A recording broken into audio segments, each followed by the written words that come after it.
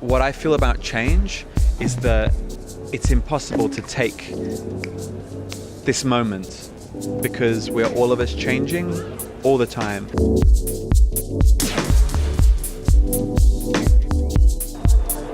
You work with rituals. How do you define ritual? Anything could be a ritual if you do it often enough with enough intent.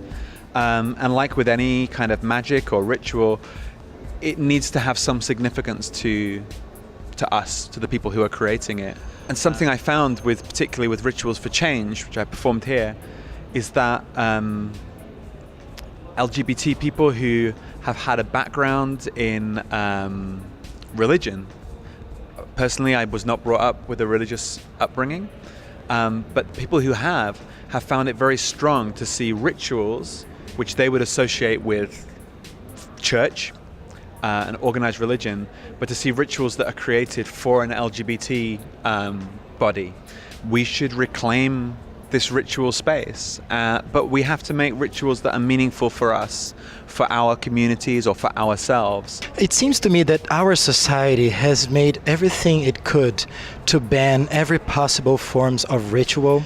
Formerly, we had much more rituals than today. What do you think would be the impact of this in nowadays society?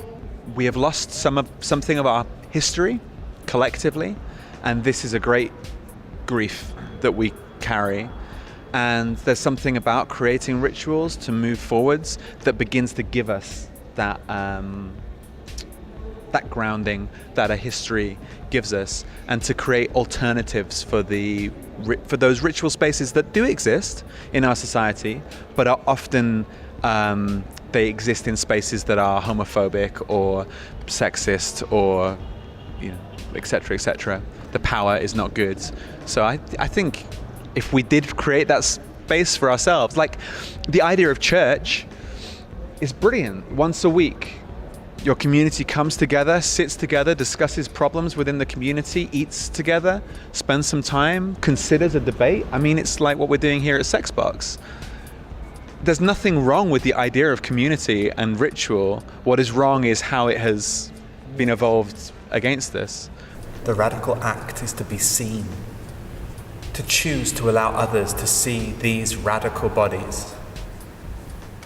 To allow ourselves to heal is the radical act. The ritual you do is about change. Do you think it would be possible to define or to explain what the process of change is? Well, this question is really what the show answers. If you prefer not to talk about it because of the mystery, you feel free. No, it's just that it took me 2 years to make the show and 70 minutes to perform it to answer this question, so to think of how to break it down. But I think as a trans woman, people are often looking for what was the moment. They want the moment when you change. When did you stop being a man and you became a woman? Was it when you began to take hormones? Was it when you changed your name? Was it when you had a surgery? Was it when...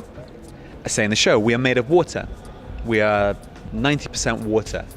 And water as an element is flowing and fluid all the time. And as we sit here, our flows are mixing together. And you can't take an axe and chop into water, and I feel that change is the same.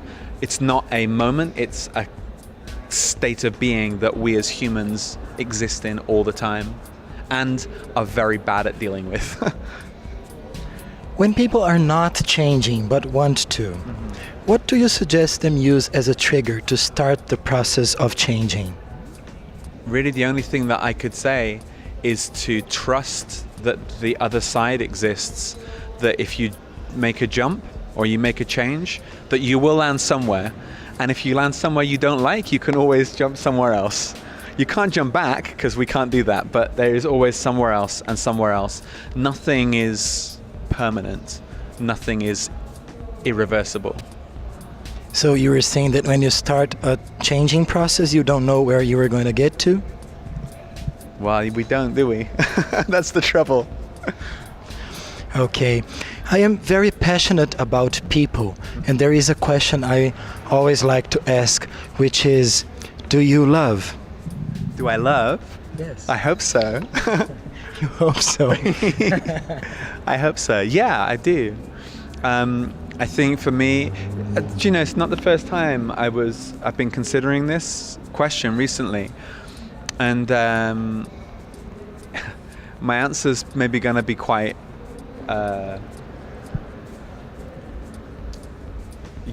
ordinary, but for me, my greatest love is I have a child who is 5 years old. It's important to me as a queer person, as a trans woman, to be public about the fact that I'm a parent as well, because I don't think there's enough visibility of queer parenting. And I realized I spent a lot of time away from him this last few weeks working.